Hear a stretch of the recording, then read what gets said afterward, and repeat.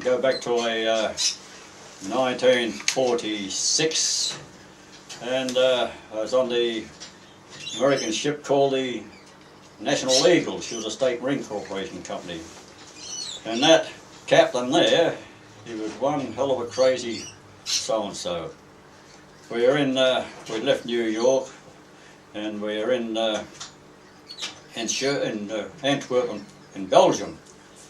And of course, being a couple of weeks alongside the wharf, seamen the world over, they play up, and we were no different. We were playing up too, and quite a few of us were adrift for days on end. I went back aboard one day, and I got logged $10 by the captain. And he said to me, he said, go ashore and find your mate Eddie Johnson there. So I went ashore and tried to talk Eddie Johnson into coming back aboard the ship, and instead Eddie Johnson talked me into staying ashore again for another day. And that day and the night and the next morning, we come out of the USS Club on the main street of Antwerp, and usually walking towards us was the captain in full regalia, a brown khaki uniform on, and epaulets there, and gold braid around his neck. And he stood in front of us in the main street, and he says, got you, pair of bastards. He says, now, he said, I'm going to take every goddamn cent off you there. He said, by the time we get back to New York, you won't have a cent of your name there. And he said, take that for a warning there. He said, get yourself back aboard the ship there. So Eddie said, come on, just around him. So we got around the captain there, and as we're walking away, the captain says, yeah, he's screaming out in the top of his voice on the main street of Antwerp. Yeah, he said, I'll take every goddamn cent off you there. How will you like that? So at any rate, I finished up later on that day. I went back aboard the ship, and I think we did sail that night, but Eddie Johnson was one of the half a dozen people that was missing on sailing time there. We went down to Cherbourg in France, and at any rate, Eddie and half a dozen fellow firemen and ordinary seamen that they turned up a day or two later by train. And the old man, the captain, he's got them, these individuals in the cabin there being logged, and under the Coast Guard Act of American Maritime laws. And the captain's there, the mate's there, the engineers are there, and everybody's pursers there, they're all witnesses to the loggings. The firemen, they come in there, they get logged $10 and $20. The ABs, the ones that were missing there, they get logged their $10 and $20 and that. Then it comes to the ordinary seaman, and the captain said to the young Negro ordinary seaman from New York, he said, what's your excuse for missing the ship? The ordinary seaman, and true to his word, he said, well, Captain, he said, come sailing time, he said, I was at the opera. He said, and I forgot all about the time it was there. Hang on, the captain said, hang on, did I hear you right? Did you say the opera? Yes, Captain, I was at the opera. You goddamn lying so-and-so. He said, look, I've heard of every goddamn excuse from you seamen there. He said, bumps there. He said, missing ships there. And he said, all excuses in the world there is. I've heard of firemen there, he said, and AB's been laying in the gutter drunk. I've heard of AB's, he says, and firemen being in brothels there. But you're the first goddamn one that's come up with an excuse like that at the opera, at the opera. Get him out of here, mister. Get him out of here there. So the kid goes away crying there, and he was the only one that was telling the truth there. And then there, right, we in Cherbourg, time for while we were laying alongside the wharf in Cherbourg, there was one day, Eddie Johnson and myself, we were uptown, and we're drinking up big, we're drinking up cognacs and champagnes and God knows what. And the captains and engineers they'd be coming in, and the agents there, they'd be coming in, they'd be drinking cheap wine and so forth there. And yeah, we're selling everything. We're selling soaps, and we're selling sheets, and we're selling linen or whatever out of the cabins. And at any rate, so we come back aboard one day, and there's two fellas in khaki uniforms. They're standing up against the bulkhead. They're backs against the bulkhead of the engine room as we come through the accommodation, and they said to me and Eddie in a good American voice, say, so they said, any chance of you guys giving us a trip back to America? We'd like to get a sort of way if we could. We said, oh look, why don't you go and see the old man, see the captain there, and get him to sign you on as distressed seaman there of a cent a month. And they said, oh no, look, couldn't you hire us yourself there? We said, no, we can't do that, mate.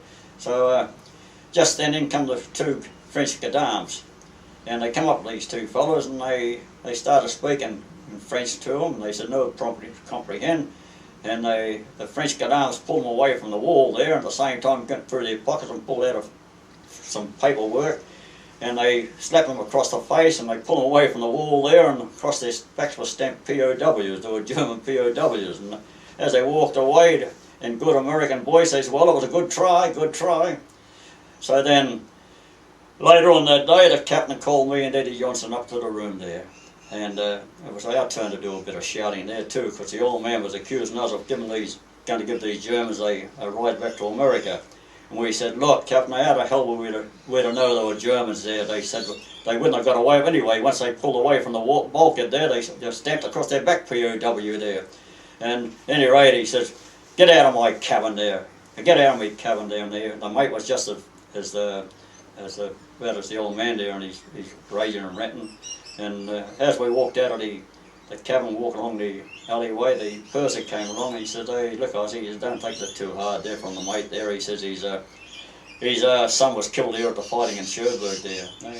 So that was one part of that captain's behaviour. There was a time there, like in Cherbourg, before we left Cherbourg, we picked up 12 passengers. The C2's a class of ship there. They had a accommodation for 12 passengers, and we picked up these half a dozen displaced people there, women and children and whatever there. And every morning back across the Atlantic to New York, these kids were making a heck of a row early in the morning there, and the captain would come up bleary-eyed. And one morning there, he comes up, everything's quiet. No kids been shouting and that. And he said to the mate, he says, everything's quiet this morning. No little those goddamn buckets waking me up there, and he said, oh, it's too quiet. Oh, I think I'll give them a bit of their own medicine this morning there. So he opened the door to the wheelhouse. This was about 5:30, 6 o'clock in the morning there, and he's shouting out down the accommodation, wake up you bastards, wake up, wakey, wakey, wakey, have a taste of your own there. Oh. And then he turns around, ha ha ha, he said to the mate there, that showed him something, didn't it, mister? So he says to me, I'm at the wheel there, he says to me, he says, right, old Ozzy, he's put her on the iron mic. I said, that's right, Captain. No, I'll put her on the iron mic there. He said to me, and you were going to have a little bit of a spar around there. So the ABs those days, we had a little joystick of business on the side there. You'd steady her up there and put her on the iron mic there, self-steering there. Put her on self-steering, and I walk around the front of the wheelhouse there, and there's the captain waiting for me. He's shaping up there.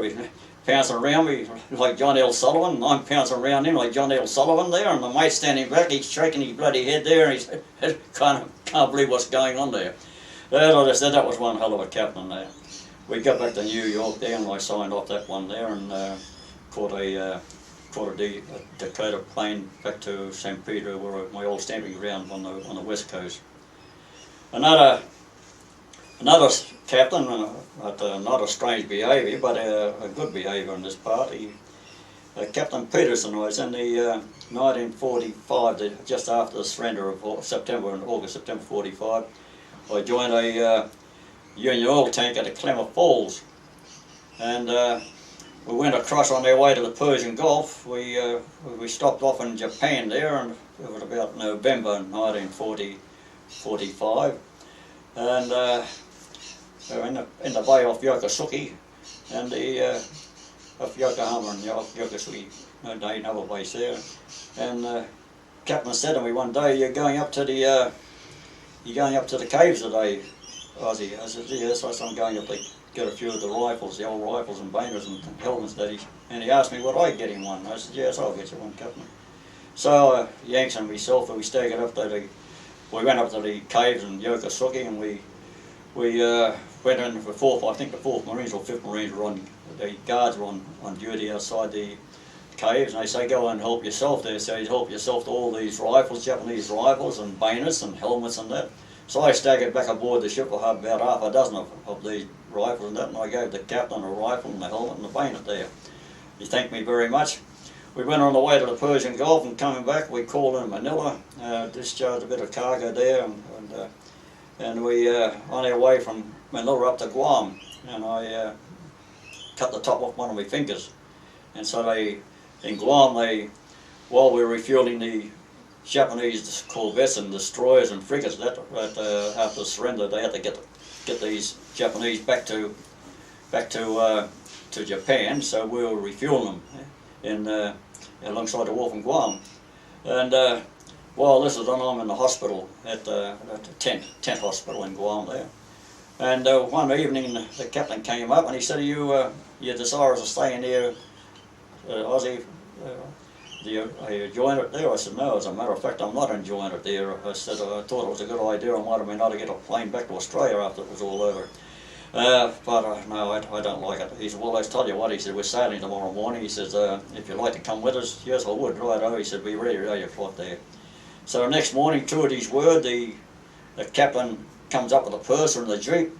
"And are you ready?" I said, "Yes, I'm all ready." So I was outside the tent there, and away I'm sitting on the back of the jeep there, and the Yankee nurse, the lieutenant, she's singing out, "What the hell do you think you're doing?" And the captain saying, "Goodbye, nurse, we'll take full responsibility for him." So that was Captain Shanghai me from a hospital there to go back and join his vessel again there. Yeah. I think he was just repaying me for getting him that rifle and the bayonets for him. Yeah. So there are two characters in that respect, but along a different line of characters I've met. None other could tell a good story like Jackie Council, a Tasmanian.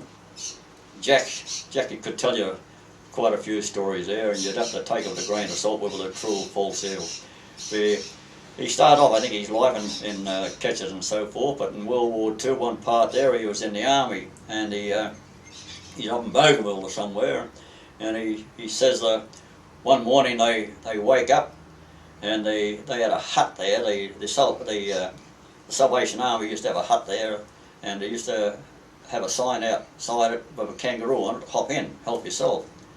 So he says, during the night, the Japanese had snuck into the cabin, out into the camp, and he said they took down this sign. They took it down to the water's edge there, and they wrote underneath this sign there, "Hop in, you dirty Australian bastard, and take a bath." That's one of his stories. And then he's out of the army, and he's back on the Australian coast, and he tells a story about one time his mate invited him home for the weekend for a bit of a stay at his place. Anyway, so on the Sunday there, they've been mowing the lawn and doing a bit of gardening there, and come tea time, his mate says to Jack, he says, "Go and clean up, Jack," he says, "and I'll be in there later." So anyway, Jack goes in, he's having a shower, and the curtain bloody pulled around him, and next minute a hand comes around, grabs him by the old fella and says, "Ding, ding, tea's ready." And he pulled the curtain aside, and his fella's wife there, "Oh my God," she said, "I'm sorry." but whether that's true or false, that's Jackie's story there. Yeah. Then there was another character I sailed, Snuffy Smith, on the Curtis Oceanic. Anybody played a trick on Snuffy, a joke or anything, Snuffy would come back. And at any rate, there was one time there, Snuffy's on the, I think he's on the 4 to 8 or something like that, 12 to 4 or 4 to 8. And the watch had to call him, the previous watch, so they call him if he's on the 4 to 8 there, they call him at 3:30. So they snuck into his cabin and laid some paper down alongside his bunk there with treacle all over it. And at any rate, they called him, and they said, "Righto, wakey." So righto, off they go down, and Snuffy wakes up, gets out of his bunk and treads right on the treacle there, and he's got treacle all around his feet and whatever. And the unfortunate part about this, these two fellas started to brag, Pommy Mickey and Huey Sutherland. They started bragging about what they'd done there. I said, "Don't brag." I said, he'll get one back on you. And sure enough, as the weeks went by, he's like an elephant, he never forgets. And it was his turn, the watch swung around, and it was his turn to to call Mick and Huey Sutherland. So the two cabins aboard the ship there, or the Oceanic, was a door here and a door there. That's their cabins, and there was a door here, and that was leading into their bathroom. What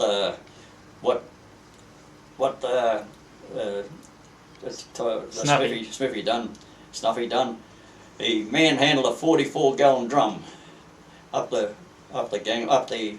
accommodation ladder into their apartment. Between their two doors, he got the 44-gallon drum there, and he went and got the hose, the deck hose, and he filled the 44-gallon drum up with water, and then sealed it down, and then he called them. Eh?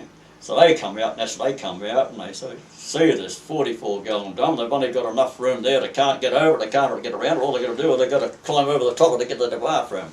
That was one payback from Snuff there. Then the engine room, the engineers, they played something on Snuffy. I think it was over his lights in his cabin or some darn thing. But at any rate, everybody was playing jokes aboard this ship. So the engineers, they played one on Snuff.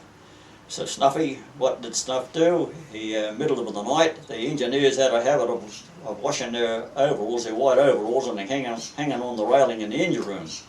Snuffy, in the middle of the night there, grabbed half a dozen of boiler overalls, and he pulled them into a little bowl no more than about 10 inches long by about a circumference of no more than about 5 inches or 6 inches wide, and they looked like a sealed sea bag.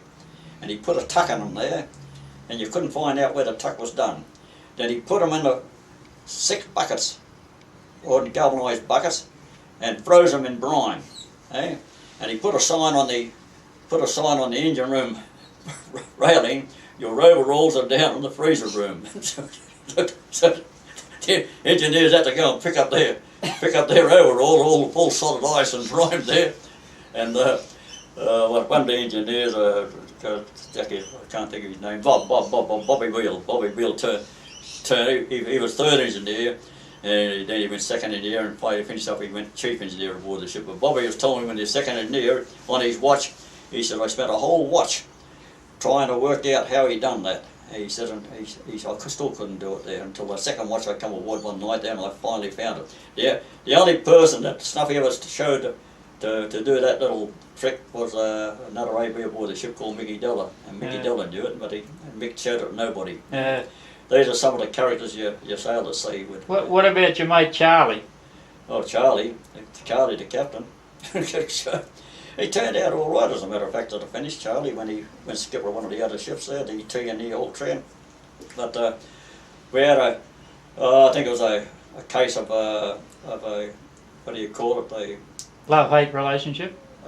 But two characters bloody having a go at each other. Charlie joined the ship as third mate. Then he becomes second mate, chief mate, and then captain there. I joined the ship as an AB, then I worked up to bosun mate, and then been bosun there. But in the time between the third mate and him skipper there and me bosun there, for 14 years we had nothing but an ingoing fight with one another. It was a clash of personalities. Personalities, it was, yes, that's right there. And at the finish there, when he got skipper there, he thought he had the power to sack me, so he tried sacking me 3 times there, and I won every case there. He said, one day, he said, why don't you get out of the ship there? Nobody likes you. I said, why don't you get out of the ship there? He said, I'm captain there. I said, I was there first.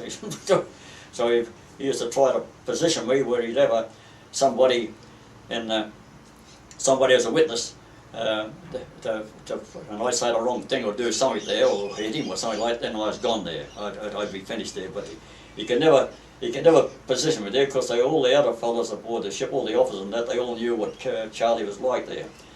And at one time there, come Christmas time, he tried it again. We came into Gladstone one night, I think we got the touch mate past about 10 o'clock or 10:30 there. But at any rate, I'm on the forecastle head, and I've only got myself, and there's an AB and an ordinary seaman, and the shipwright who drives the windlass, and the third mate. And she was a tension winch ship. This is when they started cutting down the crews aboard the ship. And so there's a king tide too, king tide and glass. And so we're alongside the wharf, and we ran out the tension winches. We put them in tension free. We ran out a mooring line on the inside line, and she's still on the drum end.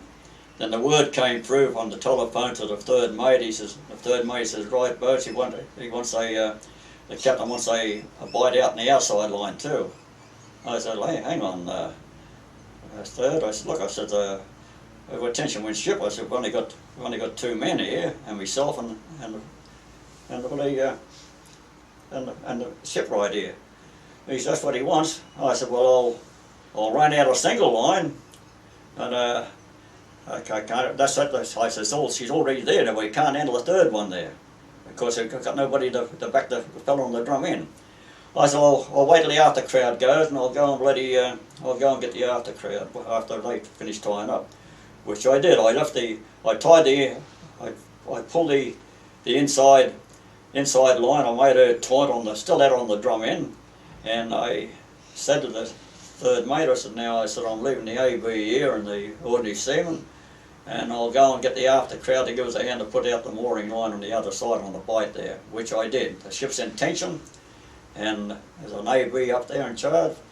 I went down to Taffy Evans, the bosun's mate. I said, when you finish tying up here, just come forward there, I said, so we can bloody put a bight out on the outside line there.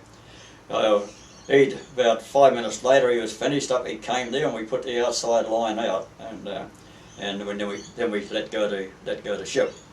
So that was all right. The next morning was a Saturday morning, and I'm on the wharf, and we're loading cargo, and the mate comes down. He said, the old man wants to see you at 9 o'clock.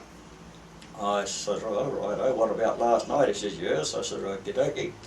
So we had a meeting, we stopped work, and we had a meeting there, and the crowd said to me that we're coming with you too, because it's our blue just as much as yours. So we all went up to the captain's room, and the mate was there, and he said, no, the captain doesn't want to see you up on the bridge there. So we thought, what's going on here? So we got up on the bridge, and no captain, and this is the harbour master, who should not have come into it anyway. And he fronts me, and he says, you disobeyed a lawful command last night, and you left your post of your position tying up the ship there. I said, hang on, what's going on here? I said, look, where's the captain there? He says, all right, I'll be interviewing the captain later on there. And so I gave my version of what went on the night before, and so that was all at that part, and we left the bridge, and then we never saw the captain, and the next I know anything, but we've loaded the ship up there, and next day we sailed, and there I got a log entry, and it's coming on Christmas time too, as a matter of fact, and I called the captain's room. I said, hang on, you'll give me a log entry. He says, yeah. I said, you can't do much about it now, can I? He said, no. He said, you can't. Finch, he said, go ahead. He said, and stick the ship up and wait with there, see if I care. Eh? So that was a foolish mistake for any captain to make there, a statement like that. Stick the ship up and see if I care. So alongside the wharf a couple of days later in Weipa, it's Christmas Eve and I mentioned to the stewards crowd about what the captain had said and what the trouble's going. I said he's put a log entry over me, refusing a lawful command, and they said, well, why don't you give him a bit of a scare? I said, what do you mean? And this is coming from the stewards department. They said, well, he said stick the ship up. I said, well, that's a dangerous practice that is there. They said, well, it's only going to be hearsay.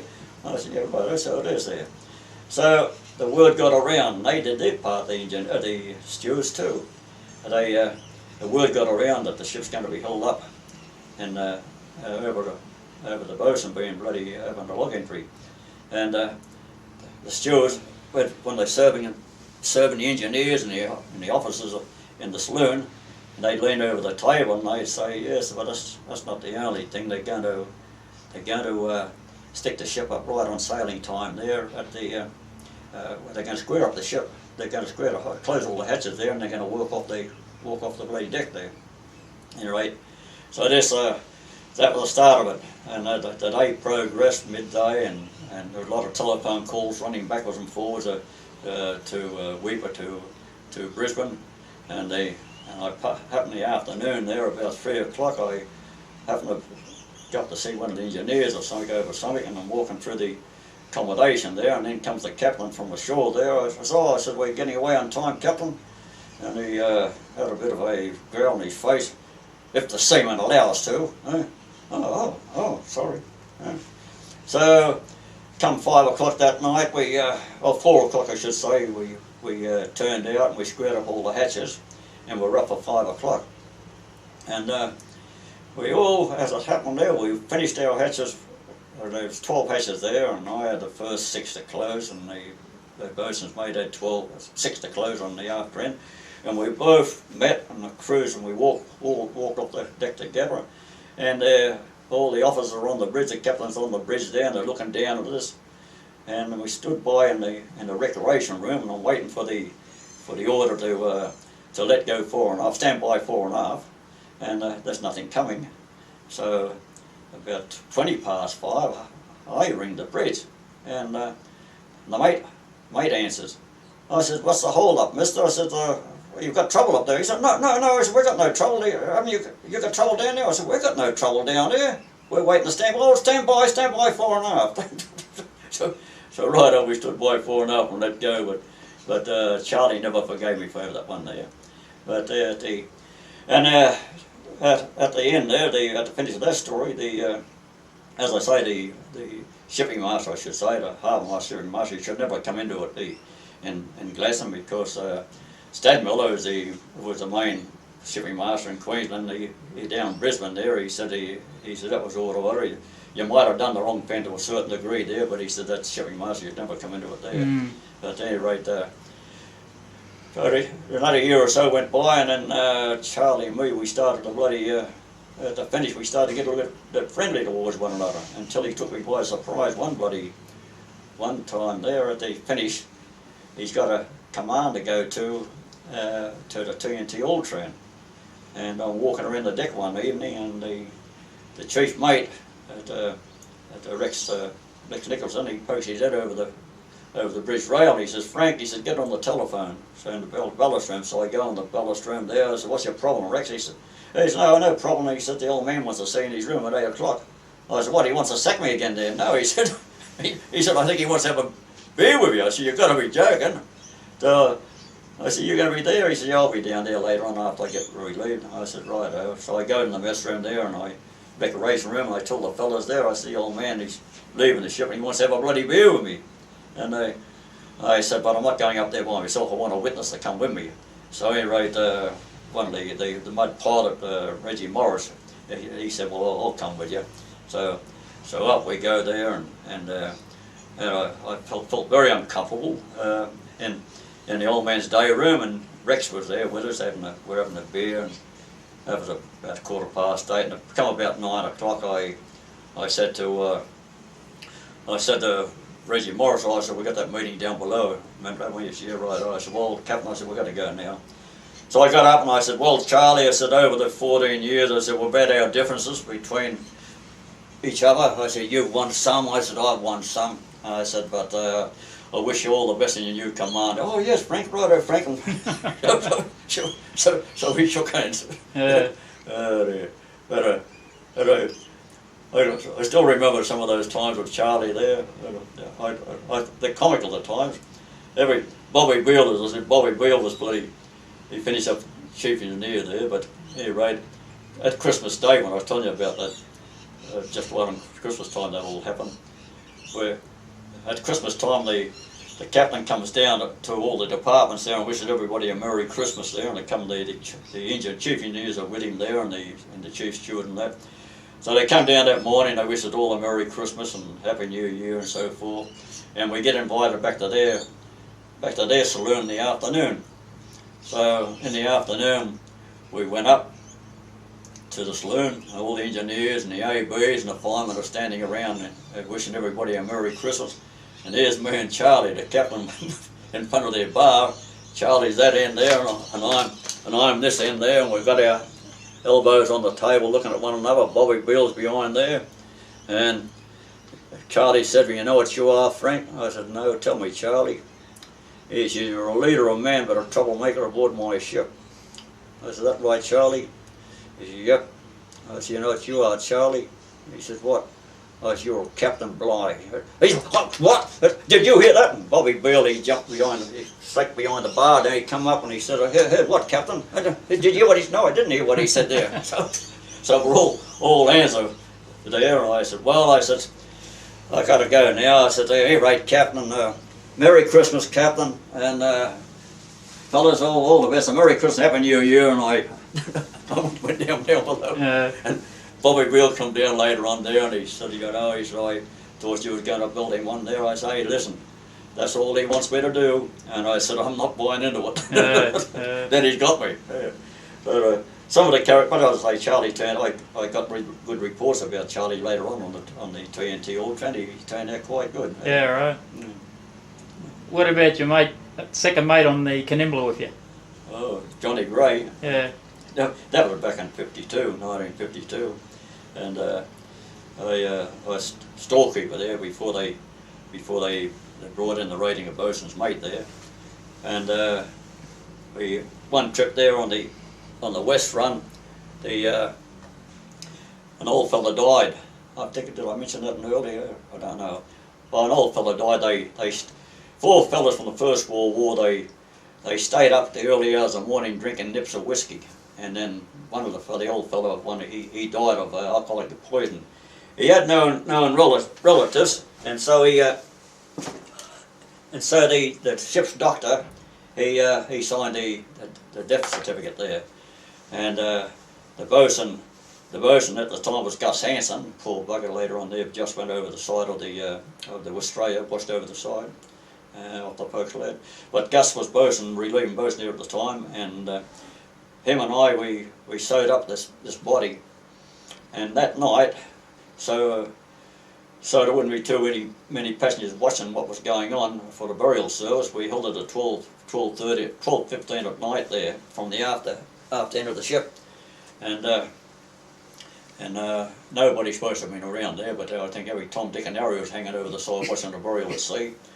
After we dropped the fellow over the side at the last light as you go out from Port Adelaide going out the Gulf towards Fremantle, that's where we put him over the side.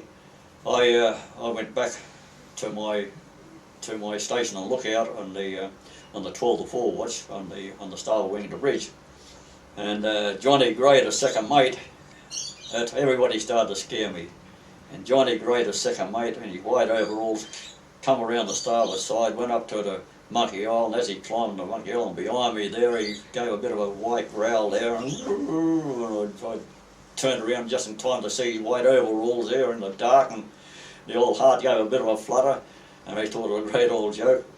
And another joke that they were scaring me bloody night after night. They'd sneak up over the starboard wing of the bridge there when I knew I'd be on lookout.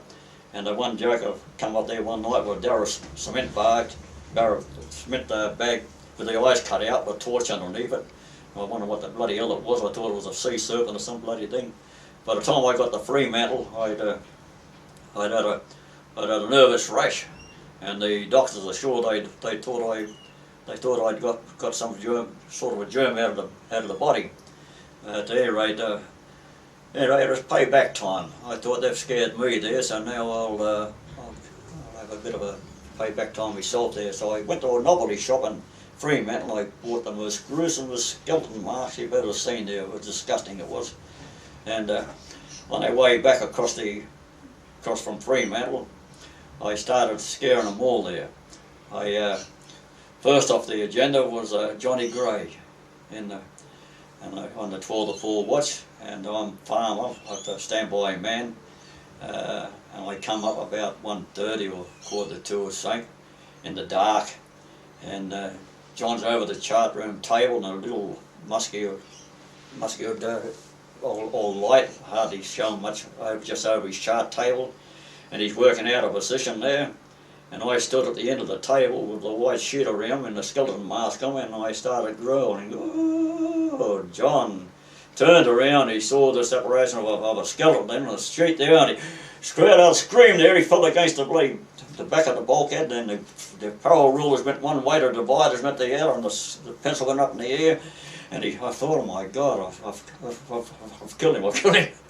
So I raced out there, and I went to the wheelhouse on all fours there, and I went to bite the fellow at the wheel there on the leg there, and he gave one kick and kicked me in the mouth there.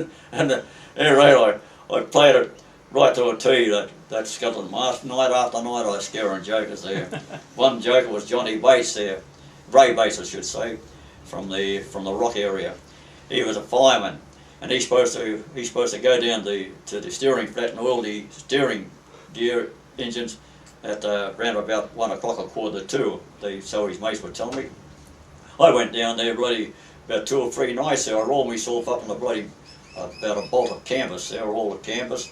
I rolled myself down, and I had a little peephole watching for him to come down the escape ladder to the steering flat, and he wasn't down. I'd be down there for 15 minutes acting the stupid bugger that I was there. And he never turned up. And I asked his mates there, I said, you sure he come down there at 1:30? He said, yeah, why? I said, well, he hasn't been down there for the last 3 mornings. So they went around about themselves, and he knew he was going to be scared there, and he was too scared to go down there, and he was caught really washing his gear at the early hours of the morning. So the last one to scare there was Gunner Harrison, an old mate of mine. Gunner comes up here from time to time now.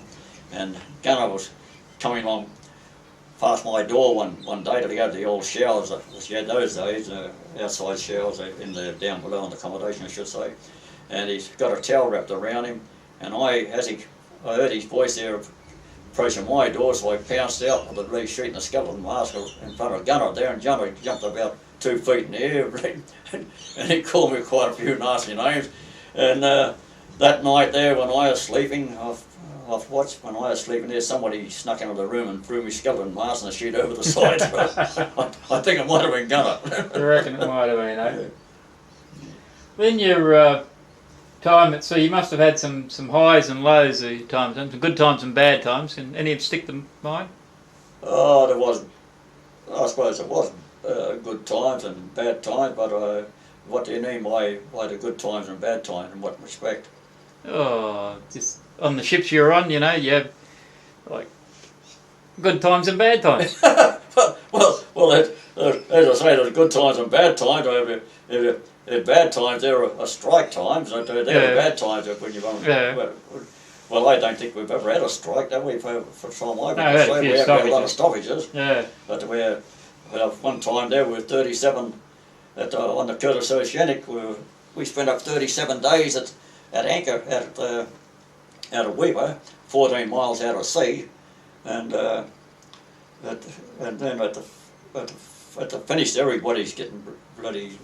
They're going copper and whatever, and but one ship there alongside of us there, the Capricorn, I think she seen 43 days at anchor, and the strike, well, it wasn't our strike, we were holding up, but the strike was ashore, it wasn't the shore workers, and at any rate, at the finish, just about 3 days before the strike was to finish, our cooks aboard the ship played up. Oh, that, I suppose you could say I was the cause of that. I had some old mooring lines that I could do what I liked with, make a sail out of them. So Mickey Della had made arrangements. He'd gone ashore one day there, top watcher. He'd gone ashore over some union business. He made a business of contacting some trawlers and to get rid of these lines. So the day came when the trawler came under our boat's lead, and I I passed all these lines over the side there, and I got $475 for the lot, and that was a sheriff amongst our fellows there paid all their bar bills and whatever there, and I sent a carton of beer up to the captain's cabin, and the captain at the time there was Ronnie Hawke, and Charlie was the chief mate, and Charlie said, "Oh, this is nice and very kind of Frank, if even you only got $5 or $10 for those lines there," and old Hawkey went, "Oh, only $5 or $10." I sent a carton of beer and a bottle of whiskey around to the stewards and cook's accommodation, and shared the rest amongst our fellas. And the next morning, I turned all the crowd. I turned the crowd through too, and they all went out working on deck. Then the 8 to 12 watch, they were called to go and watch at 7:30 to get their breakfast before they go and watch. We're still keeping watch. We were at sea, as a matter of fact, at anchor there. And they come out to me on deck there, and they said, "Frank, we can't get our breakfast." I said, "What do you mean we can't get our breakfast?" They said, "Well, the cooks they're all drunk." I said, "What do you mean they're all drunk?" He said he won't serve. So, oh God, so all right. I come off the deck and I go around to the steward's and cook's room there, their recreation room, and there's the three cooks. They're in there as drunk as skunks, and they got their arms wrapped around one another, and they're singing away to themselves, "I can't give you anything but love, baby. I can't give you anything but love, baby." I go, "Oh my God," I say, "Come on, fellas, look, you done the right thing. You cooked the meals. Why not serve?" No, Frank, come and join us." "Oh, no, come on. No, they can get stuff. We're not going to serve. We've had it there." "What?" So even Ronnie Hawke, the captain, he tried to talk sense to him. He said, "Look," he said, get them to turn to and serve the breakfast there, and everything will be forgotten. No, they weren't. So righto, he said, he set the word down. It's a bridge party for him. Want to see me room at 9 o'clock. So even at 9 o'clock, old Ronnie Hawke tried to do his best to talk him out of the stupidity, until the second cook, he started to get a bit extravagant and started swearing and got out and told Ron what he could do with his ship and all that, and he said, "Oh," and the second had stirred the third cook up, Joe, which I thought was his first trip to sea. I thought that was very hard. A young kid going to sea there, and he's on his first trip, he's tied up like this. So the old man, Ron, he said, "Well, that's it, you caught on yourself there." He said, "You're sacked." So he sacked the three of them at anchor. And we wondered whether we were in a port or we're at anchor, we're at sea there, even though we're 14 miles out from the wharf there. So the last part we saw of the cooks going ashore in the one of the tugs that was sent out that was bringing our mail out. They were on the after deck there, and they were giving us the one finger salute there. There was cheeky right to the finish there. So then we were left with no cooks aboard the ship. So they were sending the meal out from the shore. By the time we got aboard the ship, it was cold. Cold was no good. Eh? So the weekend was coming up.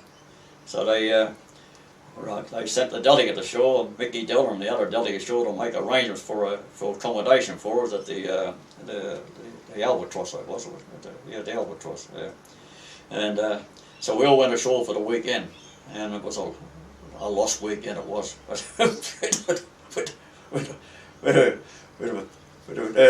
We used to, there was all the ABs and some firemen were all in cabins there, and there was only one fridge, a wheel fridge to keep your beer cold in it.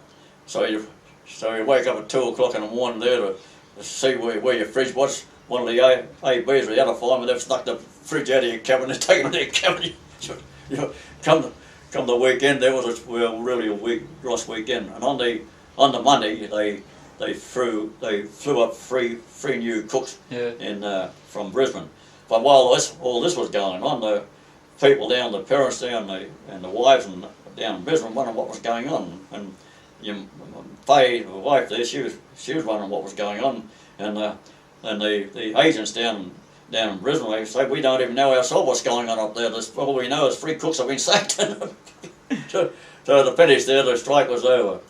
And then we come alongside the wharf, and Billy Timmins was one of the shore delegates for the mine works up there. He said, look, he said, while the strike was on there the other week, a few days ago, when you sacked those cooks, we wanted to get you alongside the wharf. We said to the Corny Durham, the South African bastard, he had a bad name up there, Corny Durham. He was in charge of all the business for loading and shipping that. And we said to Corny, look, they bring the ship in there. We'll tie her up. We're on strike, well, we'll tie her up just to get them alongside the wharf there. And Corny said, no, he said, I won't have them alongside the wharf there.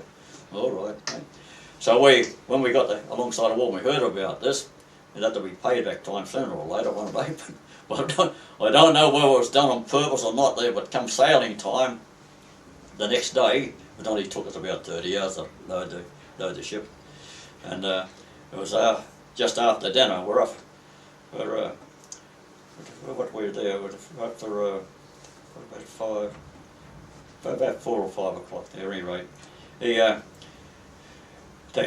last load, number 12 hatch, they had a dinosaur. The crane came over loading all your bauxite, and she overloaded number 12 hatch, and it looked like a pyramid. All this several tons of bauxite over the hatch, but the hatches couldn't be closed there. So I was called up to the old man's room, the captain's room, and Ronnie Hawke, the skipper, he said to Corny Durham and myself, he said, you've got a bit of a problem here, Frank. He said, on that number 12, I said, yes, I can see it. And he said, what can you do about it? I looked out of the old man's window, and I'd poured all the window he had there. I looked down and I said, well, there's quite a few ton down there, Captain. I said, it looks several hours work. I said, I'll tell you what, I says, we could come to an agreement of 6 hours for 6 men there. And Corny said, oh no. And Ron, he said, well, he said, we've got to do something soon there. I turned around and say, look, Mr. Durham there, I said, look, divorce this issue from not bringing us in alongside the wharf. Oh no, he said, not much. No, not much. I said, no, it's got nothing to do with not bringing it alongside the wharf there. And Ron, the skipper, he couldn't hold back a bit of a smirk there. He had to turn away and bloody look out the window there. And when he got a straight face again, he turned back to the door and he said, well, you've got to think up something fast there. And he's all right. He said, all right. He's all right. 6 hours for 6 men. I said, yeah, 6 hours for a man each one. All right. Eh? So I go down and I tell the fellas, I've got 6 hours for 6 men there. Then I said, we can split it up amongst the rest of the fellas later on. So I said, what we do there is knock a bit off the top of that pyramid, enough so I can use the bloody hatches there as a bulldozer. So we got out there and they climbing the top of the bloody cargo of bauxite, and they took a fair bit off the top there. As that looks so much, I think I might be able to handle that now. So I stand clear.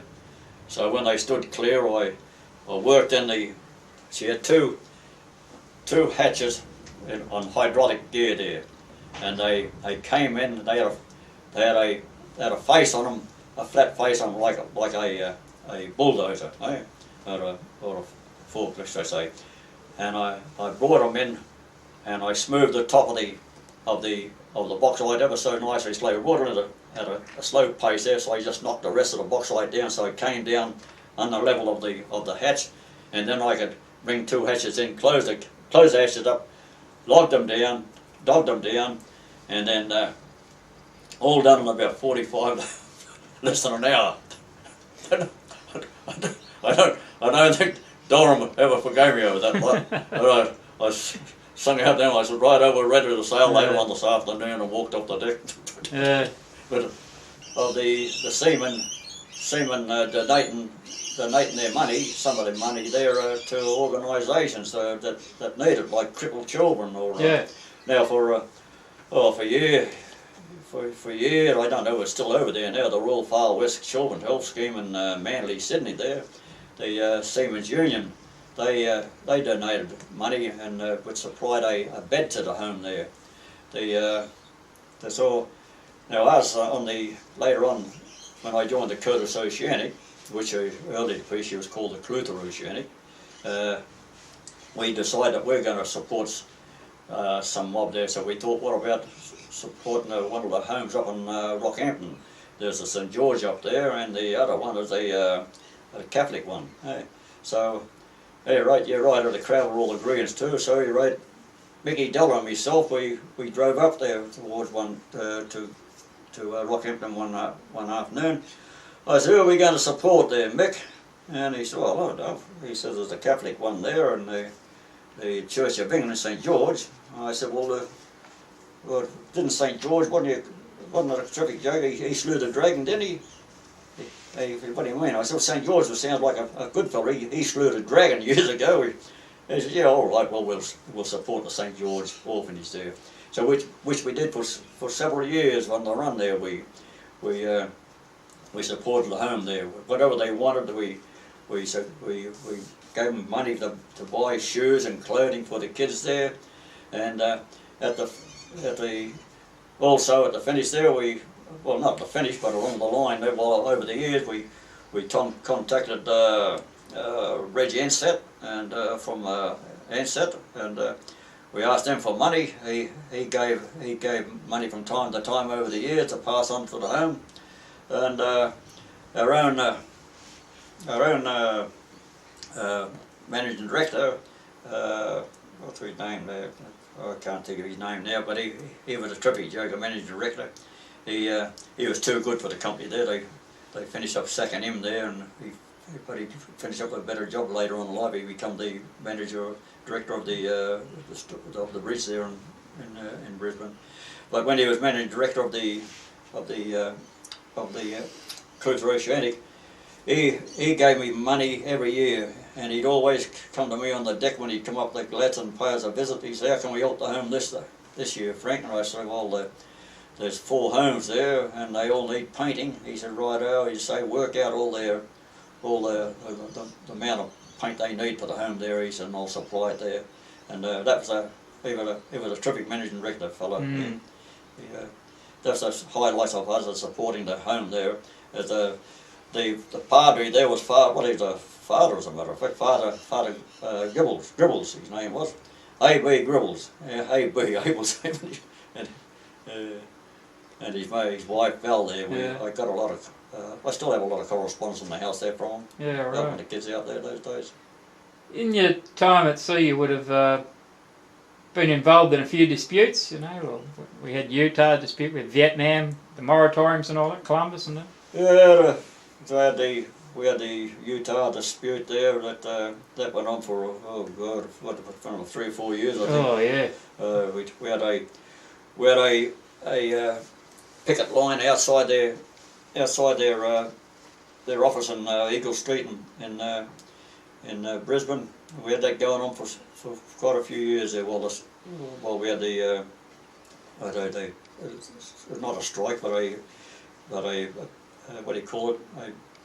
I can't think of there. Yeah, we had a going on battle, but I'm trying to get them to man their ships there with Australian seamen there, which they wouldn't. And we used to have the shipping master, old Greg Stadmiller. He used to come down and sit on the wall behind us there, talking with us while we're on the picket line. Yeah. One time I was on the picket line down in Sydney on some business or other, and I was on the picket line outside there, outside their office on George Street, and after a while I looked at this, I felt this fella staring at me, and I looked at I said the old manager of the pub up here, what was his name? Ollie. What was his name? Oliver Cassane. Oliver Cassane. He said, oh, Oliver. He said, I wonder how long it'll take you to recognise me. We had that going for a couple hundred. I suppose we'd have to mention the time you got thrown in the slammer over the dispute. Oh, and that was a son of mine there. Got out of it too. No. When you were in and you got the bloke out.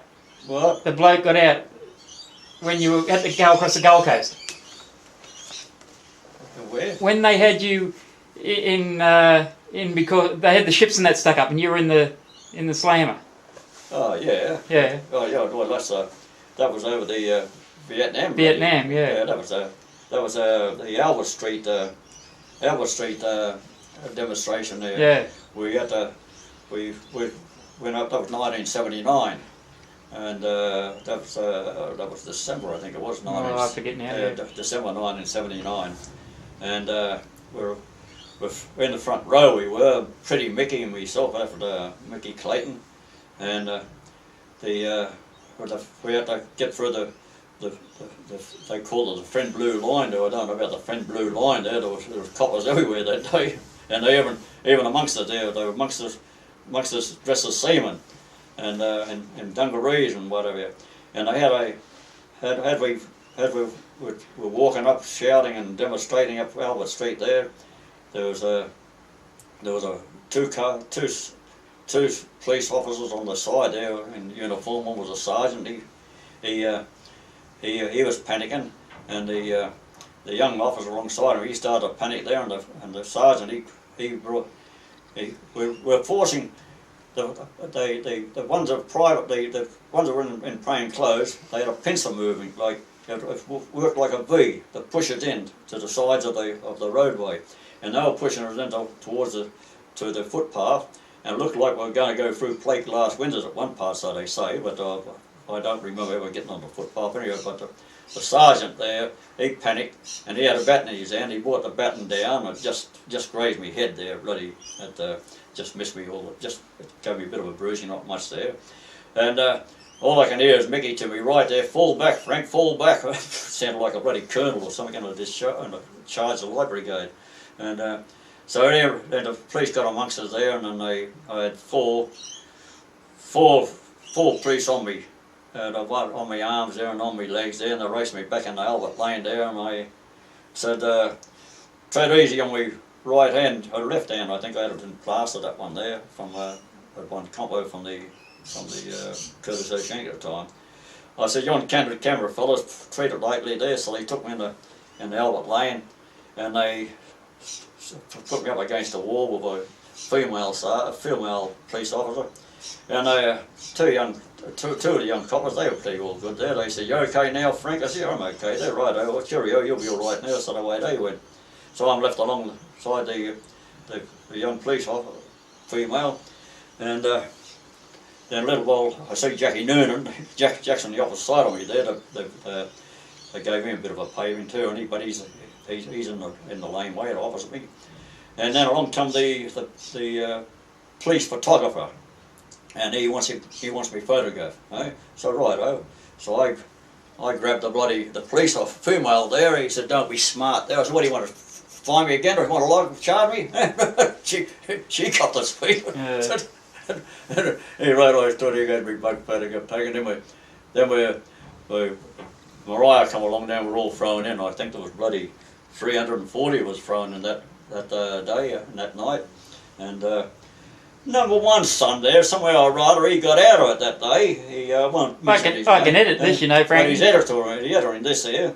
He snuck out of it. How he got out, I don't know. At any rate, that night, the first cell I was in, I was with I was in Senator George's cabin, in his little cell there, and Tommy Moreau, what do you call him? Tommy. He used to be a politician. Yeah. The three of us in the cell there. That was my first cell. Then they put me upstairs there, and I think one cell we had was one long one there. We had 90 in that cell, and it was hot too. December, it was bloody hot, and we only had one little fountain, a freshwater fountain, and just one toilet to do with 90 in that watch house. And next morning, I get out. Tommy, you ran. Tommy Uran, that was the one that I first cell with Tom that night before I went up with the other cell. And next morning I'm up before the beak, and he read 4 charges. I said, 3 charges, Your Honour. He said, no. He said, you got 4. And they threw a 4 one in me. I don't forget what it is now. It's not assaulting police, but it was disobeying a lawful commander, I think it was. That was one I took to somewhere. But I had 4 blueies thrown at me. And at any rate, I had my shirt torn off me out there. So I went back up over the border to home, to Kyogle, and I'm waiting for the bluey to come along. I went up to the police station here in Kyogle, and I said there'll be a couple of blueies coming down for me, and they said, what is it about? I said, a political prisoner there for street marching against Bjelke Peterson's laws up there. They said, righto, Frank, there. So I said, when will they be down? I said, I'm buggered by now. So down they come, about 3 weeks later, a month later, and it was a long weekend. And along come Carol Lankus, John Carol Lankus, one of the senior constables in town. He said, I got your bluey here, Frank. I said, what? He said, I got your blueies from Queensland Police. I said, you've got to be joking. He said, why? I said, this is a long weekend. I said, I was sweeping the footpath at the front there. He said, oh, you're not going to run, are you? I said, nah, I'm not going to run over a bloody thing like that. He's right, I just make your way up to the police station on Tuesday morning. I think it was the Monday morning holiday. Make your way up there on Tuesday morning. So I go up to the police station on Tuesday morning, and at any rate, Winters, bloody, he was a sergeant there, bloody Keith Winters. He was a good sergeant too. He was in charge here, and at any rate, he said, righto, Frank. He said, we've got to take over now. And he said, I'll bring up around the district. He says, I can't get you anywhere, bloody. But a beak's not due here until about 6 weeks in Kyogle. He said, you don't want to locked up all that time, do you? I said, no way. So he rang Lismore, he rang Balno, all around this, and it's going to be a couple of weeks away before he got the judge coming around the district there. So he finally got onto Wollumbar. He's righto, Frank. He says, you're on appearing at Wollumbar tomorrow morning. So you've got to stay tonight here. We take you out tomorrow morning. Yeah. But first of all, we've got to take you out to the office here and courthouse and make arrangements for you to be shuttled from here to Wollumbar. So the clerk, not the clerk at the court, or what is he up there? I don't know anybody. He becomes the judge up there. He right there, and Windsor become the prosecutor or something. He said, Your Honour, we've got to take the prisoner to Wollumbar. Made all the arrangements. Well, while this is going on, Ferguson, he takes me back to the watch house, and we're sitting down there waiting for the sergeant to come back, and the telephone rang, and all I can hear is no. When did this happen? And it appears that somebody's knocked off a restaurant over the Gold Coast way or somewhere, and roadblocks are going to be set up everywhere. So Windsor comes in. Ferguson tells Windsor we've got to go out and set up roadblocks. So he said, righto, Frank. He says, got to lock your way, mate. I said, yeah, righto. He said, the cell door's open there. You can walk around the exercise yard all day long there. And I said, yeah, I got a book to read there too. He's righto. So away they go. And it was a hot day. It must have been 100 bloody degrees in the old scale. And 5 o'clock in the afternoon, I hear the commotion outside, and this Windsor back and Ferguson back, and the other coppers are back there. And after a while, there's only 2 of them there, and the pigeonhole opens to the courtyard, and Windsor poked his neck in. He said, how you going, Frank? I said, it's been a bloody hot day. He said, yeah, it's been a hot day, hasn't it? I said, yeah. I said, I bet you can go a beer or two. I said, hey, yes, I could go a beer or two. I thought he was only joking. So he turned around and he said to Ferguson, he says, what have we got there in the fridge there? He says, half a dozen cans. Yeah, give Frank a couple of cans there. So he gave me a couple of Frank cans. He's on the house, Frank. So anyway, so that night there, bloody, the police are off duty. Carol Angus is he's a watch house bloody, he's a watch house constable in charge. And anyway, about 7 o'clock that night, 8 o'clock that night, he comes in the courtyard. He says, "Hey Frank," he says, the wife's gone the netball training. Would you like to come in and watch TV? I said, "Yeah, righto." So I'm sitting. It's a hometown decision here. So I'm sitting in his lounge room there, and he said, "We'd like a can." I said, "I wouldn't mind a can there." So he gets me a can. Well, this is terrific. And then watching TV, and then about 9 or 9:30, home come his wife, and I think they hadn't been stationed in a small town like Coyote or that. They might have come from out west or somewhere. But anyway, she came home, and she was very interested in a seaman's life there. And I thought, I'll get her bloody talking there. So I got her talking. Oh yeah, I gave her some romantic stories about the sea, and he's drinking a can there, and she'd say, "Well, get him a can there." So I give him a can of beer. And while this is going on, up in Weaver, Terry O'Shane, yes, Pat O'Shane, the magistrate, Pat O'Shane's brother, Terry O'Shane, he's a delegate up there, and he says, "Come on," he says, "Zach Gans," he said, $5 a man, put in there. They got Frankie Finch down there with the thumb screws on him, giving him a hard time and all that. When I told him later on what went on down there, Christ almighty, I can't tell him how easy you got it. But at any rate, the next morning, they got to take me over to Wollongbar. And Carol Angus came in there for breakfast, served me breakfast. He said, "What do you want for breakfast, Frank?" Oh, I said, "Whatever you're having yourself." Oh, he said, "Well, you know, it's prisoners, you know, it's only cornflakes and marmalade jam, toast and marmalade jam." I said, "Oh, yeah, well, whatever you're having yourself," just like that. So he went back into his house there, and his wife said to him, "What's he having?" He said, What I'm having myself," he says. She said, "Well, you're having a Spanish omelette." So he brought me over a Spanish omelette. And anyway, to take me over to Wollongbar. And while we're in the car there, Winsor Ferguson's driving there. Winsor said to me, he says, "Frank," he says, "when we get over to Wollongbar," he says, "at the big place, you give it the option of coming back with us there or going to Grafton." Hey, I said, "Hang on, what are you talking about? What do you mean going to Grafton?" He said, "Oh no," he said, "there's a reciprocal agreement with Seaman, with prisoners.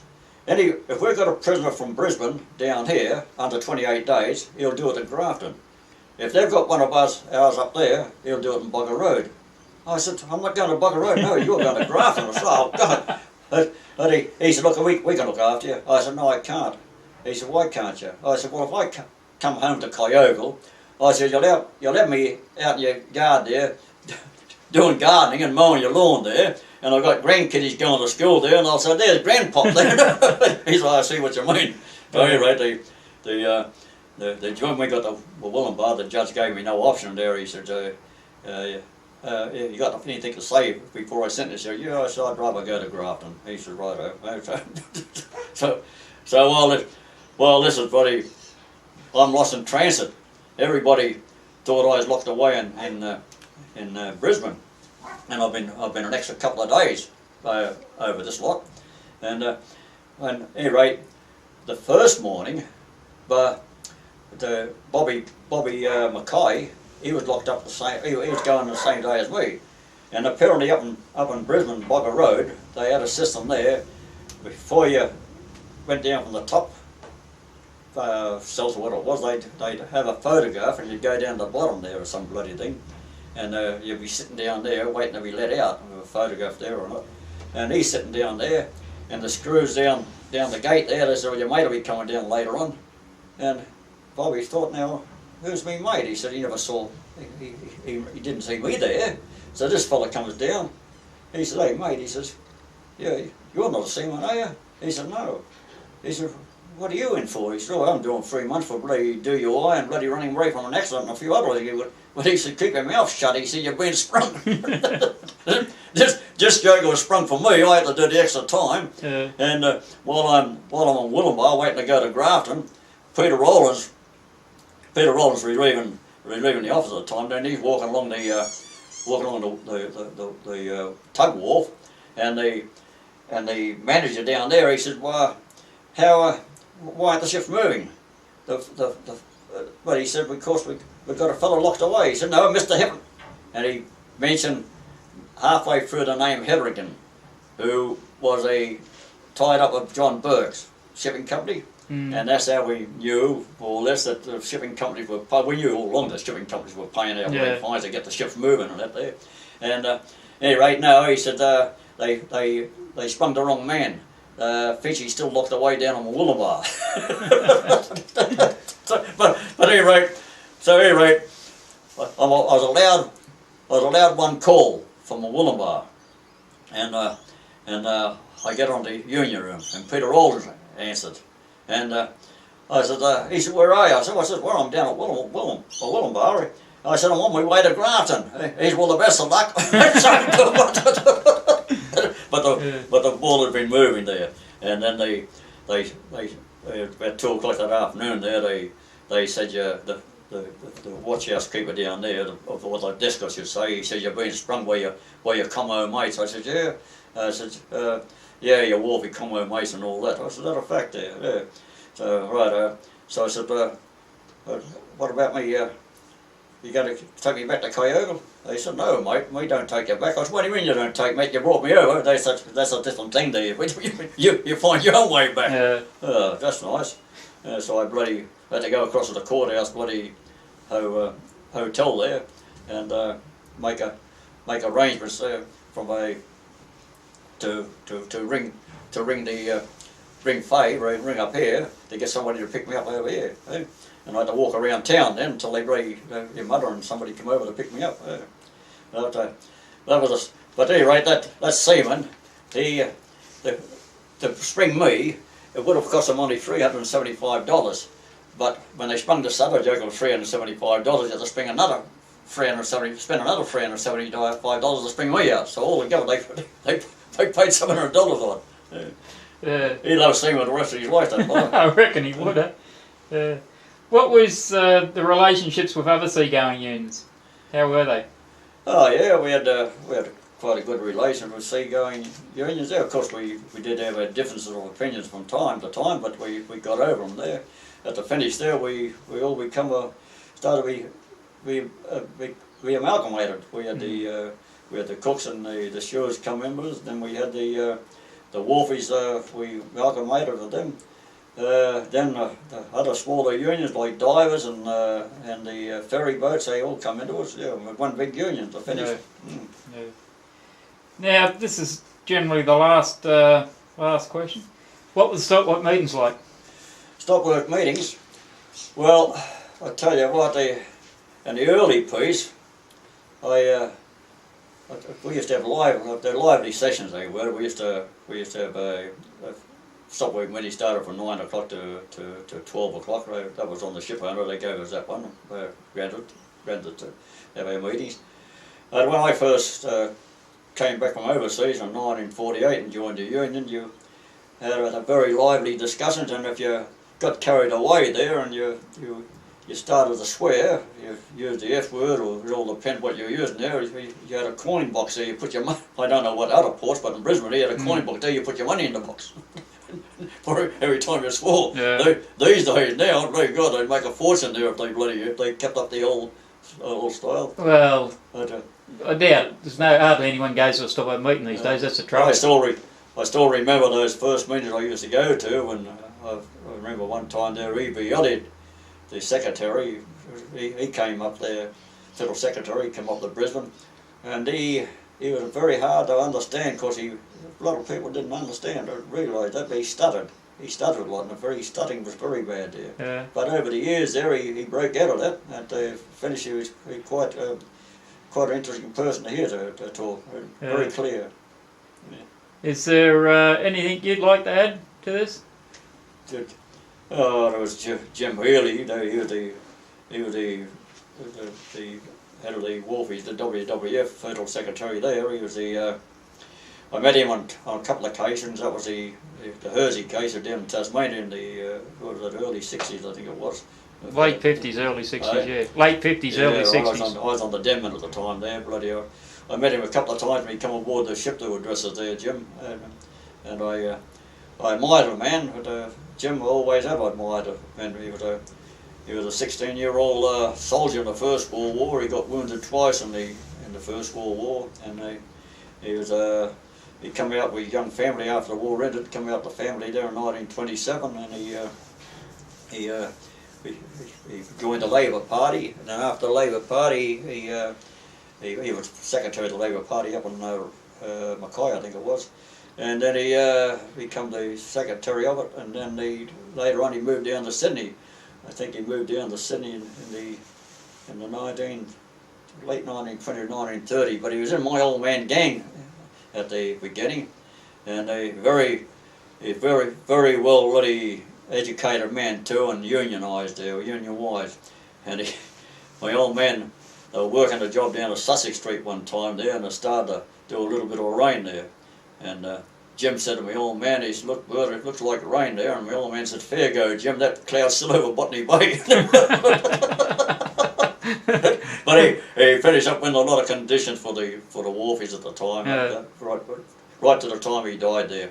He was so bloody bright too that even the ship owners and the governments admired him. They did. Yeah. But, he had a debate on television there one time, and Eric Baum, Eric Baum, I think it was. Eric Baum, yeah. Eric Baum. Yeah. And I think it was a black and white column. The next day, they said, Baum, never get yourself tied up along those lines. Never get tied up with bloody Jim Healy like that. He make mincemeat of you, more or less. Shot him to pieces. Too good. He just smoked his old pipe there and puffed away. He's a very good man there. I admired him.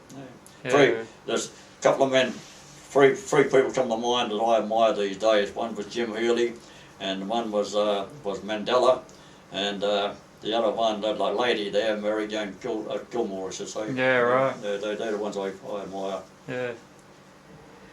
Well, if you got nothing else, Frankie, that's just one last question, I suppose. What did the Seaman's Union mean to you? Seaman's Union meant to me, well, it meant me that they taught me everything about unionism. They taught me everything about politics there, and taught me how to judge me fellow men on board the ships and that. When I first kicked up the sea on Norwegian ships, they taught me to be a good seaman. They taught me, well, until to be a seaman there, but they also taught me to be clean. They also taught me to be ready to respect my elders and that there. As for Norwegians there, but they never taught me too much about unionism.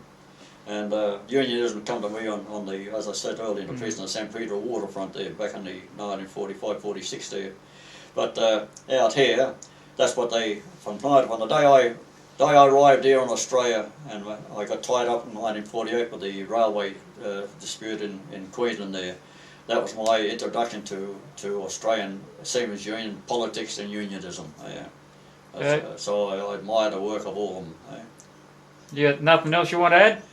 No, there's nothing else. I don't think. I think that all I can say is why there's so much hatred against wharfies today. It's taken a long while to get over there because the wharfies have got good conditions that they won over the years. The average person don't realise what the wharfies went through in the early stages against the ship owners.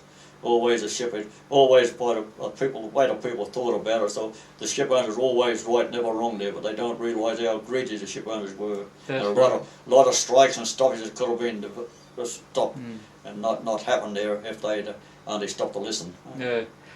There is one question, sorry. I know it's only hearsay, but what was it about the prunes, the Howard Smith strawberries you were telling me about the other morning? The Howard Smith strawberries? Yeah. I'll tell you what, well I don't know why I thought I mentioned that, when we were fighting for better conditions aboard the ships there and for better food and that, all we got for all we got for a dessert on the Sunday night there early piece was just Howard Smith's strawberries, which are, but they were the first shipping company on the coast there to give dessert to Seaman, which was prunes, just ordinary prunes there. We call them strawberries, rice and strawberries.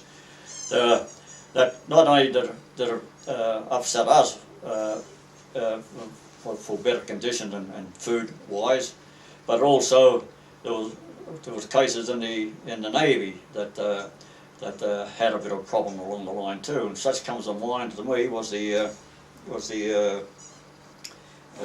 do I say, the Canimble? It was one of them. No, Westralia. Westralia. Yeah, the Westralia. She after the raid 1949 and I should say 42, after February the 19th, 1942 in Darwin, I think it was the Barossa she was bombed and she had to be towed down south there, and they gave the Westralia to bring her down, escort her down there. And when all they had, the Westralia, she'd been in the tropics for a while, and all they had, they couldn't get no supplies, fruit supplies there, and all they had all the way down was rice and prunes there. Eh? And it came to a head in either Cairns or Townsville. I think it must have been Townsville. But it came to a head where the officers were allowed shore leave, and on Christmas, around Christmas time, and the rest of the crew down below mob were not. They were denied it, and all they had was the still bloody the old prunes, rice and prunes there, and it came to a head, and there was they all stopped work. We called it a strike. They called it a mutiny in the Navy, and they're all on number 2 hatch, and the next morning, and the captain, the master of the Westralia, was supposed to say, this is only hearsay, and I can't verify it there because Kevin Gorey was an AB at the time there, and he, after the Navy, Kevin joined our mob, and I was with him in the Bull Corral of Bimbara, and Kevin told me he went to the bridge that morning, and the captain said, "Are you with the fellas down there refusing to work?" He said, "I never knew that." "All right, down number 2. He says, "Yes, right." He said, "Get down with him." So Kevin went down number 2, had sat with the fellas. Now, the captain said, "If you don't go to work, I'll give you time to go pick about it, otherwise I'm going to open fire with a machine gun." Now, this I can't believe this one. As I say, it's only hearsay and it cannot be verified. But they said the crowd on the deck number 2 hatch, they supposed to have said, "Now, Captain, before you think dangerous on those dangerous issues, I think you better look aft, astern." And they had snuck a couple of their fellas down after gun lay range finder, what do you want to call them there, and they trained a 4-inch or a 4.6 gun or what it was on the bridge there, which had never been known of a Navy ship as far as I know that a gun can train on the bridge. They're supposed to stop either side of the bridge there. But they said, "Look below, look astern, Captain. If you open fire, we'll fire this bloody gun there and blow you off the bloody bridge there." Whether it can, as I say, whether it can be verified, I don't know. But I got a book inside there. It says mutinies, and it's got mutinies in the armies, mutinies in the Air Force, and mutinies in the Navy, and it mentions the Westralia and the rice and the prune issue and the shore leave up in North Queensland there. But there's no mention of that machine gun business, opening fire, or the 4-inch gun down aft going to be trained on the bridge there. And years went by, and I'm in the Canimula, and a fella there, now I don't know who it was there, but he says, "Frank," he says, "you know that business about the machine gun going to be open fire?" I says, "Yeah." He says, "Well, there's the fella there down below. He's our electrician. He's out of the Navy. He's one of our fellows now. That's the electrician down there working on the foredeck over there." He pointed him out to me, and he's supposed to be one that's supposed to gun a man the machine gun. True or false? It's one of those stories. Yeah, right. Yeah. Well, I think, talk about manning guns. Tell us the quick story about when you strapped your little mate into the gun, the Orlican. Mousy. Yeah. My old mate just died there a few weeks back. little Mousy, Leslie Hamilton, we, well, I think we told that story about twice. We missed the bloody ship there early in the piece. Yeah. And bloody, in missing our Algiers and whatever. Well, our next, the last ship was with the Mouse was a Norwegian freighter called the Heimbard, and that's the other second ship we bloody missed, as a matter of fact. That's the one I should say. We missed her twice, the Heimbard. Missed her in bloody Baltimore and missed her over in Algiers. But on our way we'd gone down to Newport News in Norfolk, Virginia there, and to pick her up. Then we're sailing across the Atlantic in convoy, and one day the order came through for gunnery practice.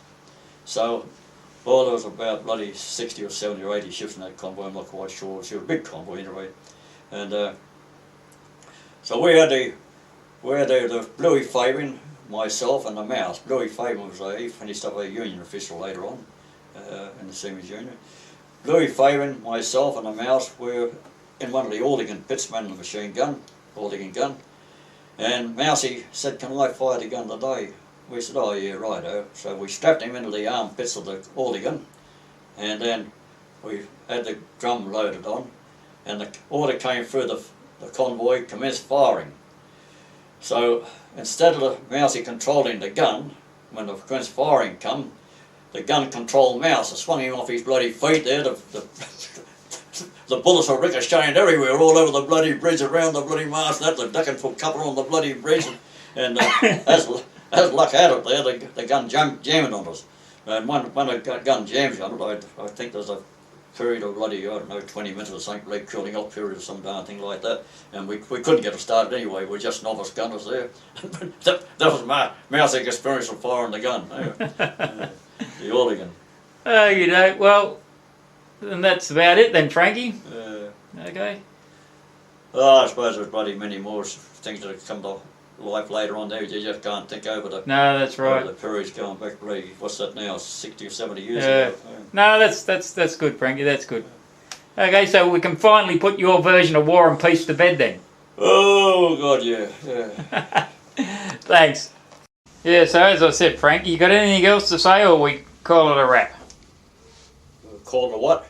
Or we're going to wrap it up. Or you got anything else you want to add? Well, what characters I have met, we got on a cycle on that long. Yeah. Well, have you missed one, have you? Well, there's one old character, a police officer down the waterfront there in Melbourne. That's one of the toughest waterfronts in the world too, as a matter of fact.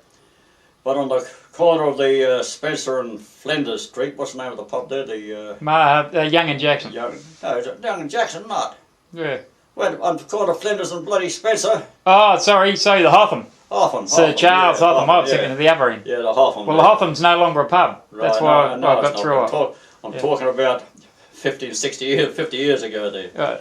There was a copper there by the name of Belfast Paddy.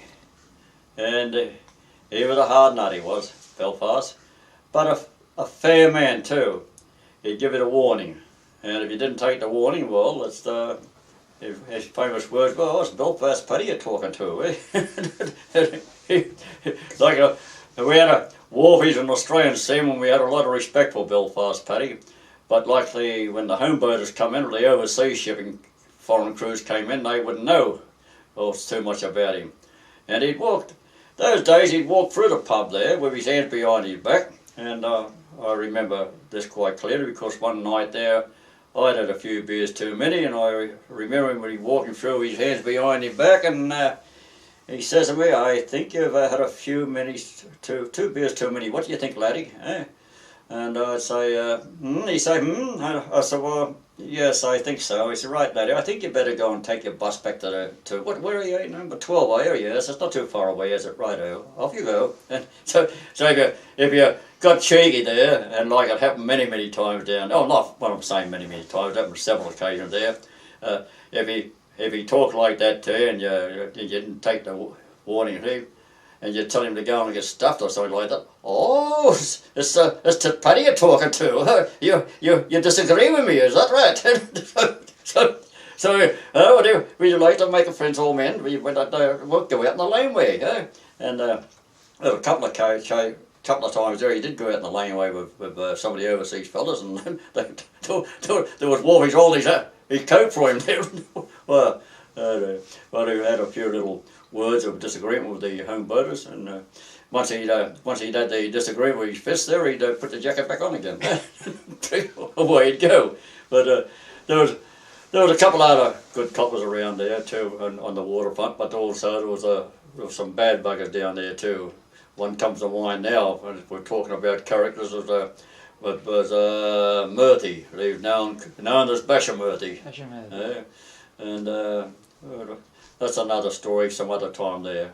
How I had a run with him one night. His mate, Constable Conscroft. Oh.